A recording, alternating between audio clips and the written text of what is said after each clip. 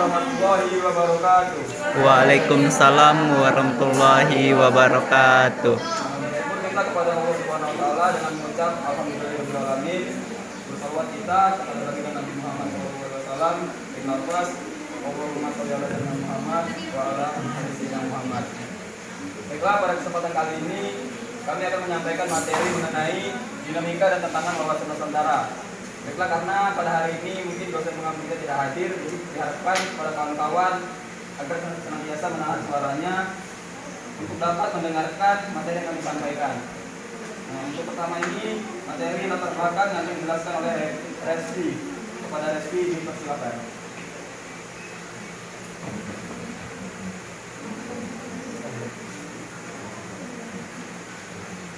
Yang pertama itu bab 1 pendahuluan, yaitu latar belakang, di mana wawasan Nusantara dalam kehidupan berbangsa dan bernegara yang mencakup kehidupan politik, ekonomi, sosial, budaya, dan pertahanan, keamanan harus tercermin dalam pola pikir, pola sikap, pola tindak, senantiasa mengutamakan kepentingan bangsa dan negara di atas kepentingan pribadi dan golongannya. Wawasan nasional sangat diperlukan oleh tiap bangsa atau negara dalam upaya untuk menyelenggarakan kehidupan nasionalnya. Wawasan nasional ini dimaksud untuk menjamin kelangsungan hidup, keutuhan wilayah, serta jati diri dari negara yang bersangkutan. Wawasan Nusantara diharapkan mampu menyatukan pandangan yang berbeda-beda dalam masyarakat dan memberikan solusi untuk mendasari ketahanan nasional suatu bangsa, sehingga tujuan nasional dapat terrealisir. Menurut pemikiran Rizal Ramli, bangsa ini akan cepat makmur jika pemimpin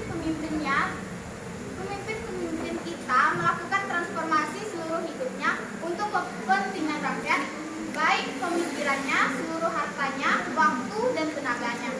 Segala untuk kepentingan rakyat dan bersedia tampil untuk kepentingan rakyatnya. Sedangkan menurut Amin Rais dalam orasinya yang berjudul Selamatkan Indonesia, yang menyatakan untuk menyejahterakan rakyat perlu penataan negara lebih terencana dan pemimpin bangsa tidak menjadi kaki tangan asing atau komprador untuk menguras kekayaan bangsa Indonesia. Baiklah, saya kembalikan kepada moderator.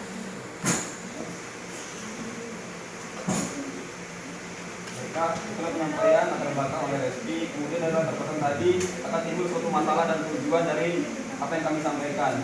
Untuk itu akan disampaikan oleh Rahmi. Pada Rahmi, bersilakan.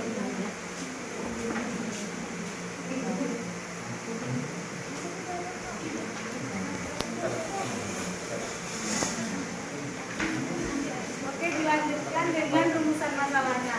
Yang pertama, bagaimanakah konsep dan urgensi wawasan Nusantara? Yang kedua, apakah sumber historis, sosiologis, dan politik wawasan Nusantara? Yang ketiga, bagaimanakah cara membangun argumen tentang dinamika dan tantangan wawasan Nusantara? Yang keempat, apa saja tantangan wawasan Nusantara? Yang kelima, bagaimanakah cara mendeskripsikan esensi dan urgensi wawasan Nusantara?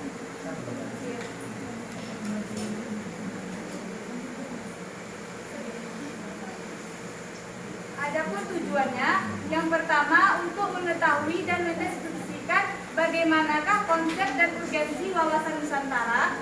Yang kedua, untuk mengetahui dan mendeskripsikan apakah sumber historis, sosiologis, dan politik wawasan Nusantara. Yang ketiga, untuk mengetahui dan mendeskripsikan bagaimanakah cara membangun argumen tentang dinamika dan tantangan wawasan Nusantara. Yang keempat, untuk mengetahui apa saja tantangan wawasan Nusantara. Yang kelima, untuk mengetahui dan mendeskripsikan bagaimanakah cara mendeskripsikan esensi dan urgensi wawasan Nusantara. Saya kembalikan kepada moderator. Baik, sudah jelas ya masalah yang kita bahas dan tujuannya. Kemudian untuk pembahasan yang pertama mengenai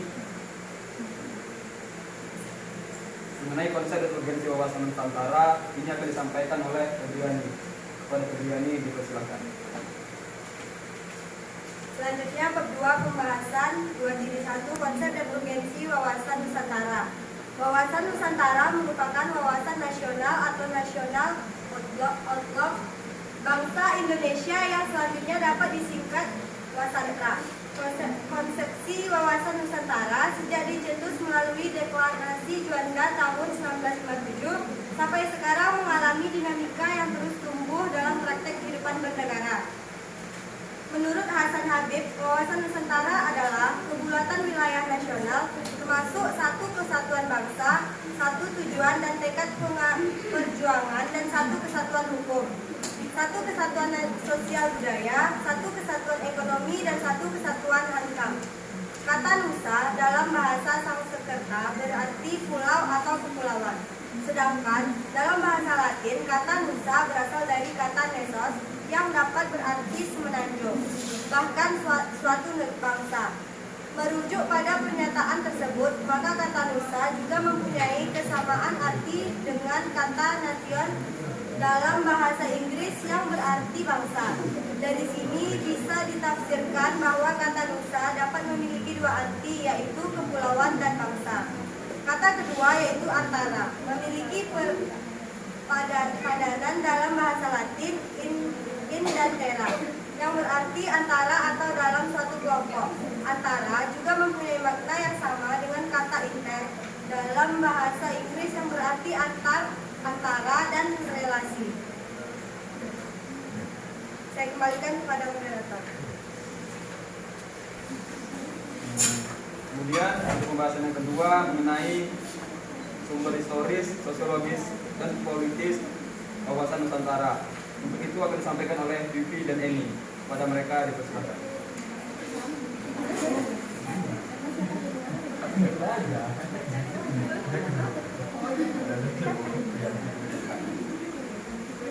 Selanjutnya itu pembahasan yaitu mengenai sumber historis, sosiologis, dan politik wawasan Nusantara. Yang pertama itu latar belakang sumber historis wawasan Nusantara.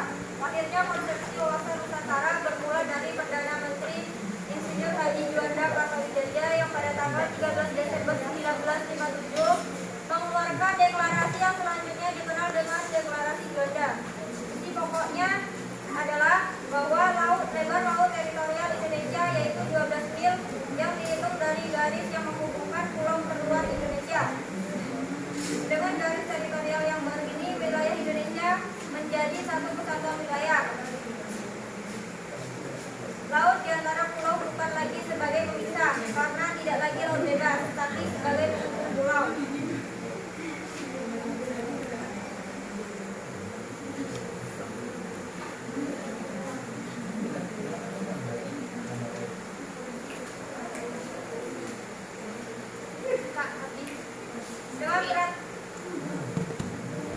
Peraturan zaman Hindia Belanda tersebut, pulau-pulau di wilayah Nusantara dipisahkan oleh laut di sekelilingnya dan setiap pulau hanya mempunyai laut di sekeliling sejauh 3 mil dari garis pantai. Laut setelah garis 3 mil merupakan laut bebas, yang berarti kapal asing boleh dengan bebas melayari laut yang memisahkan pulau-pulau tersebut. Laut dengan demikian menjadi pemisah pulau-pulau di Indonesia. Guna memperkuat kedaulatan atas wilayah negara tersebut, dibentuklah undang-undang sebagai penyebarannya. Setelah keluarnya Deklarasi Juanda 1957, dibentuklah Undang-Undang Nomor 4 Tahun 1960 tentang Perairan Indonesia. Melalui perjuangan panjang, akhirnya Konferensi PBB pada tanggal 30 April 1982 menerima dokumen yang bernama UNICLOS. Berdasarkan Konferensi Laut 1982 tersebut, diakui atas negara kepulauan. Indonesia diakui dan diterima sebagai kelompok negara kepulauan. UNICLOS 1982 tersebut kemudian diratifikasi melalui Undang-Undang Nomor 17 Tahun 1985. Berdasarkan konvensi laut tersebut, wilayah laut yang dimiliki Indonesia menjadi sangat luas, yakni mencapai 5,9 juta kilometer persegi, terdiri atas 3,2 juta kilometer persegi perairan teritorial dan 2,7 juta kilometer persegi perairan zona ekonomi eksklusif. Luas perairan ini belum termasuk landas kontinen.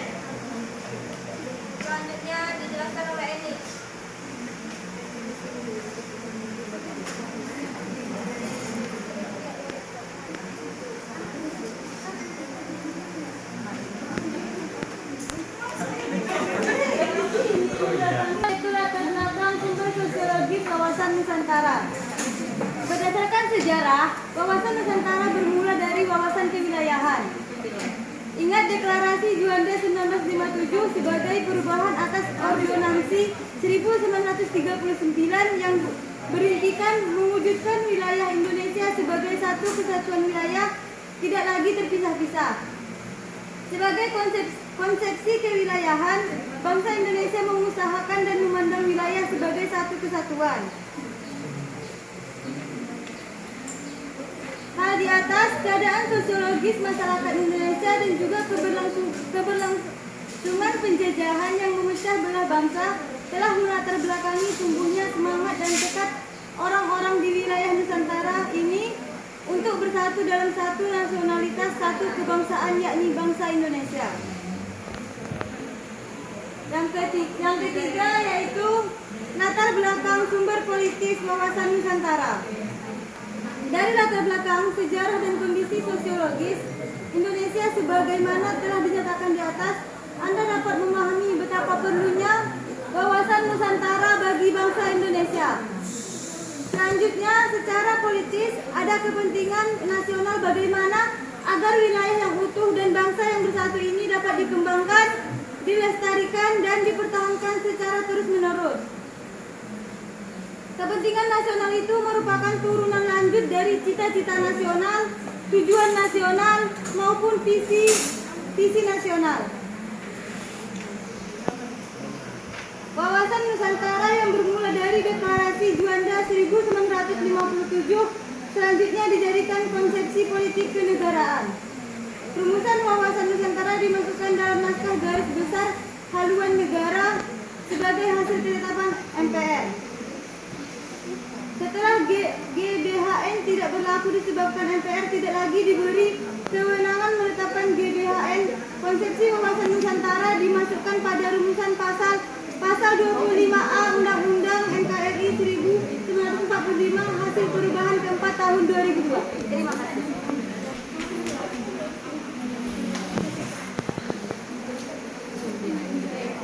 Kita lanjutkan materi yang ketiga, yaitu membangun argumen tentang dinamika dan tantangan wawasan Nusantara.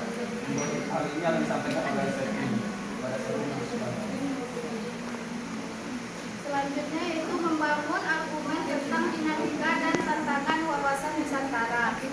Dengan adanya konsepsi wawasan Nusantara, wilayah Indonesia menjadi sangat luas dengan beragam isi flora, fauna, serta penduduk yang mendiami wilayah itu. Namun demikian, konsepsi wawasan Nusantara juga mengajak seluruh warga negara untuk memandang luasan wilayah dan keberagaman yang ada di dalamnya sebagai satu kesatuan. Luas wilayah Indonesia tentu memberikan tantangan bagi bangsa Indonesia untuk mengelolanya. Hal ini dikarenakan luas wilayah memunculkan potensi ancaman dan sebaliknya memiliki potensi keunggulan dan kemanfaatan. Baik, adapun dampak positif dari keberagaman yang ada di Indonesia, yang pertama yaitu menjadi kekayaan negara, membentuk masyarakat yang toleran, menjadi daya tarik bagi turis asing, dan meningkatkan pendapatan negara. Adapun dampak negatif dari keberagaman yang ada di Indonesia, yang pertama yaitu masyarakat cenderung cuek, pengolahan yang tidak mudah, adanya kelompok-kelompok radikal, yang terakhir menjadi alasan terjadinya suatu perpecahan.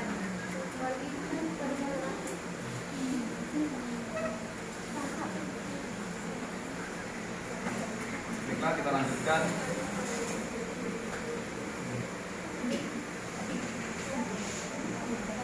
Akan itu mengenai materi tentang tantangan dalam wawasan Nusantara akan disampaikan oleh Eniza dan Fitri.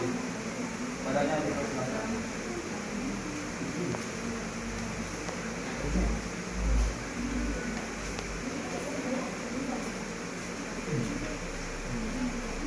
Selanjutnya, tantangan dalam wawasan Nusantara. Dengan konsepsi wawasan Nusantara, wilayah Indonesia telah berkembang pesat dengan sejumlah besar flora, fauna, dan penduduk di wilayah tersebut. Gagasan wawasan Nusantara juga mengajak semua warga untuk mempertimbangkan luasnya wilayah dan keanekaragaman secara keseluruhan. Kehidupan politik, ekonomi, sosial budaya, pertahanan, dan keamanan dalam kehidupan negara adalah satu. Wilayah Indonesia yang luas tentu saja merupakan tantangan bagi rakyat Indonesia. Ini karena area tersebut merupakan ancaman potensial dan sebagainya. Memiliki potensi untuk kinerja yang sangat baik dan kemudahan penggunaan. Ada 3 macam tantangan dalam wawasan Nusantara, antara lain: yang pertama, pemberdayaan masyarakat. Johan Naisbitt menyatakan dalam bukunya Global Paradox bahwa negara harus dapat memberikan warganya peran yang paling besar. Pemberdayaan masyarakat dalam arti peran dalam bentuk kegiatan masyarakat dan partisipasi dalam mencapai tujuan nasional hanya dapat dilakukan oleh negara-negara industri dengan perencanaan yang luas, sedangkan negara-negara berkembang dengan perencanaan yang luas karena terbatasnya kualitas staff sehingga menjadi landasan yang diperlukan secara operasional oleh GBHN. Kondisi nasional atau pembangunan yang tidak merata menyebabkan keterbelakangan yang membahayakan integritas. Yang kedua, dunia tanpa batas. Dan termasuk dalam dunia tanpa batas, yang pertama, perkembangan iptek. Perkembangan global saat ini sangat maju dan cepat, didukung oleh pengembangan iptek, terutama di bidang teknologi informasi, komunikasi, dan transformasi, seolah dunia telah bergabung menjadi desa global.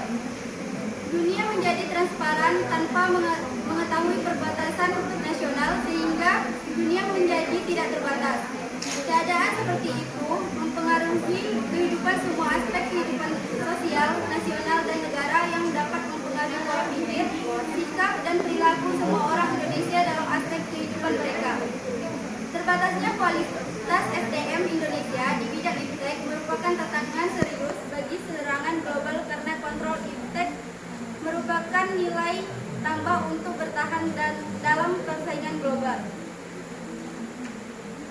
Yang kedua, Kenichi Omane dalam bukunya The Last Word dan The End of Nation State berpendapat bahwa dalam perkembangan masyarakat global, geografi nasional dan batas-batas politik masih relatif konstan. Tetapi tinggal di satu negara tidak dapat membatasi kekuatan global dalam bentuk informasi, investasi, industri, konsumen menjadi semakin individual. Untuk mengatasi kekuatan global suatu negara, peran pemerintah pusat harus dikurangi dan peran pemerintah daerah dan masyarakat diperkuat. Perkembangan iptek dan perkembangan masyarakat global yang terhubung dengan dunia tanpa batas dapat menjadi tantangan bagi wawasan Nusantara, karena perkembangan ini mempengaruhi penduduk Indonesia dalam pemikiran, sikap, dan pola perilaku mereka, bisa di masyarakat, bangsa, dan negara. Selanjutnya, kesadaran warga negara. Baik, saya kembalikan ke moderator.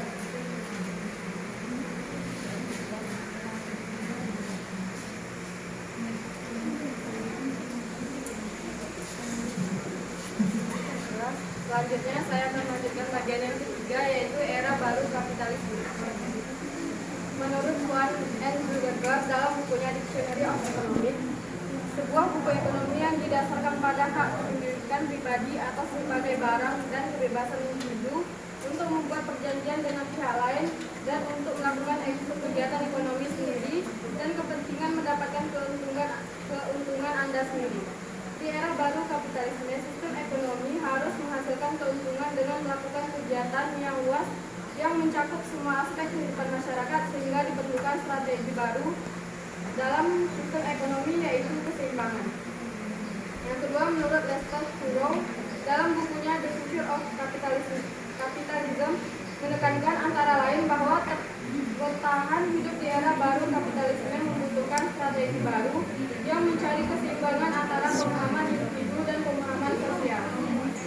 Bersamaan dengan era baru kapitalisme yang tidak dapat dilihat secara terpisah dari globalisasi, negara-negara kapitalis, yaitu negara-negara industri, untuk mempertahankan mata pencaharian mereka secara ekonomi. Menekankan negara-negara berkembang dengan masalah global seperti demokratisasi, HAM, dan lingkungan hidup. Strategi baru yang dikonfirmasikan oleh Thurow pada pada dasarnya berakar pada filosofi Pancasila bangsa Indonesia yang membutuhkan keharmonisan kehidupan yang serasi, selaras dan seimbang antara individu, masyarakat, bangsa, manusia dalam semesta penciptanya. Bagian C yang keempat yaitu kesadaran warga negara. Bangsa Indonesia melihat bahwa hak terkait erat dengan kewajiban. Itulah sebabnya orang Indonesia memiliki posisi, hak, dan kewajiban yang sama baik sebagai warga negara maupun sebagai warga negara. Hak dan kewajiban dapat dibedakan tetapi tidak dapat dipisahkan karena merupakan satu kesatuan dari semua hak yang mengandung kewajiban dan sebaliknya. Keduanya merupakan dua sisi dari mata uang yang sama. Melawan Indonesia yang berdasarkan pada konsep negara kesatuan dan berjanji sebelumnya bahwa kepentingan publik atau masyarakat, bangsa dan negara memiliki prioritas di atas kepentingan pribadi dan kelompok. Selanjutnya yang kelima yaitu kesadaran bela negara. Pada saat penaklukan dan pertahanan kemerdekaan Indonesia ada kesadaran optimal tentang pertahanan negara, di mana semua orang telah berjuang bersama tanpa mengetahui perbedaan, tanpa terikat oleh kondisi dan tidak mengetahui dalam semangat, dedikasi, kepahlawanan dan patriotisme ditunjukkan. Nasib yang sama dan teman setia yang sama melalui perjuangan fisik untuk mengusir penjajah kemerdekaan. Menyelesaikan perjuangan kemerdekaan adalah perjuangan non-fisik yang mencakup semua aspek kehidupan, khususnya perjuangan melawan kejahatan, kemiskinan, ketimpangan sosial, penghapusan polusi dan nepotisme, penguasaan iptek dan peningkatan potensi SDM yang berkualitas untuk menjadi kompetitif, transparan dan menjaga serta memelihara persatuan dan kesatuan bangsa Indonesia. Dalam perjuangan non-fisik, pertahanan negara yang sesungguhnya telah menurun secara signifikasi dibandingkan dengan perjuangan fisik. Ini dibuktikan dengan kurangnya rasa persatuan dan kesatuan nasional dan bahwa ada beberapa daerah yang ingin memisahkan dari NKRI yang mengarah ke integrasi nasional. Baik, saya kembalikan kepada moderator. Kemudian materi mengenai mendeskripsikan esensi dan urgensi wawasan Nusantara yang akan disampaikan oleh Oki dan juga Upa. Kepada mereka dipersilakan.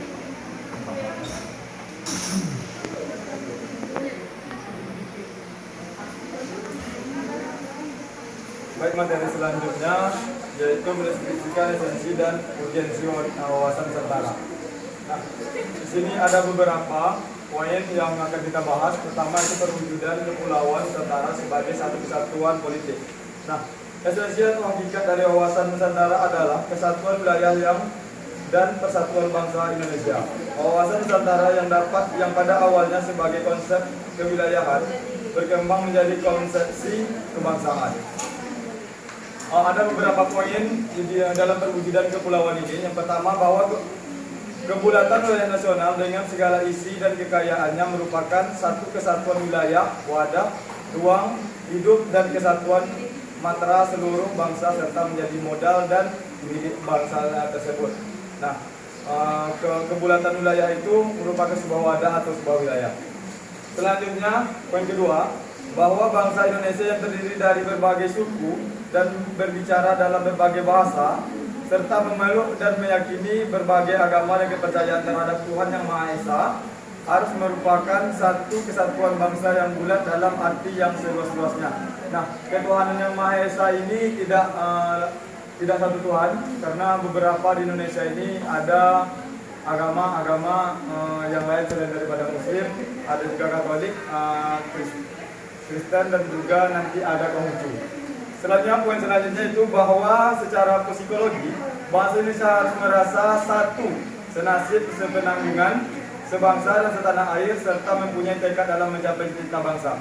Nah, selain yang di atas tadi saya sampaikan, psikologi yang ada di Indonesia ini harus ada, yaitu merasa setanah air serta memiliki tekad dan cita-cita bangsa yang sama. Poin selanjutnya, bahwa Pancasila adalah satu-satunya filsafat serta ideologi bangsa dan negara yang melandasi bimbingan, mengarahkan dan menuju tujuannya. Nah, Di sini Pancasila dibuat sebagai filsafat atau suatu fondasi yang menetapkan untuk bimbingan suatu negara. Poin selanjutnya, bahwa kehidupan politik di seluruh wilayah Nusantara merupakan satu kesatuan politik yang diselenggara berdasarkan Pancasila dan Undang-Undang Dasar 1945. Kemudian selanjutnya, poin selanjutnya bahwa seluruh kepulauan Nusantara merupakan satu kesatuan sistem hukum dalam arti bahwa hanya ada satu hukum nasional yang mengabdi kepada kepentingan nasional. Nah, kita di Indonesia ini dikenal dengan negara hukum walaupun mungkin hukumnya masih goyah sana dan sini. Terutama yang kita dengar itu tentang hak asasi manusia yang rasanya itu tidak selaras dengan pemikiran dan ideologi kita. Poin selanjutnya, bahwa bangsa Indonesia yang hidup berdampingan dengan bangsa lain ikut menciptakan ketertiban dunia yang berdasarkan kemerdekaan, perdamaian abadi dan keadilan sosial politik luar negeri bebas aktif serta diabadikan pada kepentingan nasional. Nah, dalam poin ini menyatakan bahwasanya setiap negara itu wajib menciptakan perdamaian. Nah, ada beberapa hal atau beberapa tahun ini kita melihat bahwasanya perdamaian dunia sudah mulai goyah. Itu disebabkan karena ketahanan negara yang sudah teramput. Nah, baik, mungkin itu materi yang saya sampaikan. Saya kembalikan pada moderator.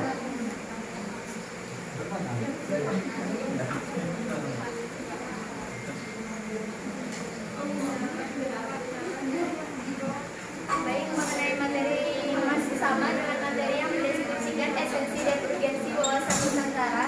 Yang kedua yaitu perwujudan kepulauan Nusantara sebagai satu kesatuan ekonomi. Tingkat perkembangan ekonomi harus serasi dan seimbang di seluruh daerah tanpa meninggalkan ciri khas yang dimiliki oleh daerah dalam pengembangan kehidupan ekonominya. Maksudnya, pemerintah yang bertanggung jawab dalam mengembangkan ekonomi setiap daerah di Nusantara harus melihat potensi masing-masing daerah dan membuat potensi tersebut menjadi mata pencarian utama di daerah tersebut dan harus adil saat pembagiannya dengan pusat. Sebagai contoh, daerah Riau, Pekanbaru dan sekitarnya memiliki potensi kelapa sawit. Hasil dari kelapa sawit tentunya akan dibagi dua kepada daerah dan pusat. Pembagiannya harus dipertimbangkan dan disetujui oleh semua pihak, khususnya pihak daerah. Dan pembagian hasil potensi Riau dan Pekanbaru harus sama dengan pembagian potensi tambang yang ada di Pekanbaru dan Kalimantan, kecuali untuk beberapa daerah yang dianggap istimewa dan punya hak otonomi untuk hak potensi daerahnya. Dengan begitu, seluruh rakyat seharusnya mendapatkan hasil yang sama rata. Walaupun penerapannya di Indonesia tidak 100% kehidupan perekonomian di seluruh wilayah Nusantara merupakan satu kesatuan ekonomi yang diselenggarakan sebagai usaha bersama atas asas kekeluargaan dan ditunjukkan bagi sebesar-besarnya kemakmuran rakyat. Nah, masuk yang ketiga yaitu perwujudan kepulauan Nusantara sebagai satu kesatuan pertahanan dan keamanan. Wawasan Nusantara tersebut yang merupakan konsepsi wilayah lalu berubah menjadi konsepsi kebangsaan. Artinya, Indonesia tidak lagi dipandang sebagai satu kesatuan wilayah, namun juga satu kesatuan bangsa yang memiliki berbagai budaya dan heterogen. Keragaman suku, bangsa, ras, dan agama membuat Indonesia memiliki berbagai tantangan juga konsekuensi yang besar. Makna dari perwujudan Kepulauan Nusantara sebagai satu kesatuan sosial budaya meliputi yang A, masyarakat Indonesia adalah satu, kehidupan bangsa yang serasi dengan kemajuan yang sama, merata, dan seimbang juga adanya keselarasan tingkat kehidupan. Yang B, budaya Indonesia pada hakikatnya adalah satu, sedangkan corak ragam budaya akan melandasi perkembangan budaya bangsa seluruhnya. Implementasi wawasan Nusantara dalam kehidupan sosial budaya ini akan menciptakan yang pertama, sikap batiniah dan lahiriah yang mengaku segala bentuk perbedaan sebagai karunia Tuhan. Yang kedua, kehidupan masyarakat dan bangsa yang rukun dan bersatu tanpa membedakan suku, asal daerah, agama, ataupun kepercayaan, serta golongan status sosial. Baik, itulah yang dapat saya sampaikan dan saya kembalikan kepada moderator. Berakhirlah materi yang telah kami sampaikan. Dari hasil materi yang kami sampaikan tadi, maka dapat kita simpulkan bahwa yang pertama, wawasan Nusantara bermula dari wawasan kewilayahan dengan diputuskannya Deklarasi Juanda pada tanggal 13 Desember 1957. Kemudian keluarnya Deklarasi Juanda tahun 1957 ini membuat wilayah Indonesia semakin sebagai satu kesatuan wilayah, di mana laut bukan lagi pemisah pulau tetapi pemersatu pulau-pulau. Kemudian yang ketiga, pertambahan luas wilayah Indonesia sebagai satu kesatuan membuat potensi keunggulan positif yang dapat dimanfaatkan untuk meningkatkan kesejahteraan. Yang keempat, wawasan Nusantara sebagai konsep si wilayah. Kemudian yang kelima, esensi dari wawasan Nusantara adalah kesatuan atau keutuhan wilayah dan persatuan bangsa, mencakup di dalamnya pandangan akan satu kesatuan politik, ekonomi, dan pertahanan keamanan. Yang keenam, rumusan wawasan Nusantara termuat pada naskah GBHN 1973 sampai 1998 dan dalam pasal 25A UUD NKRI 1945. Dan yang terakhir, berdasarkan pasal 25A Undang-Undang Dasar 1945, ini pula bangsa Indonesia menunjukkan komitmennya untuk mengakui pentingnya wilayah sebagai salah satu unsur negara sekaligus ruang hidup bagi bangsa Indonesia yang telah bernegara. Cukup sekian materi yang kami sampaikan. Lebih kurang kami mohon maaf. Nanti kalau misalnya ada yang kurang, silahkan dibaca sendiri di makalah yang dikirim. Kami akhiri. Wassalamualaikum warahmatullahi wabarakatuh.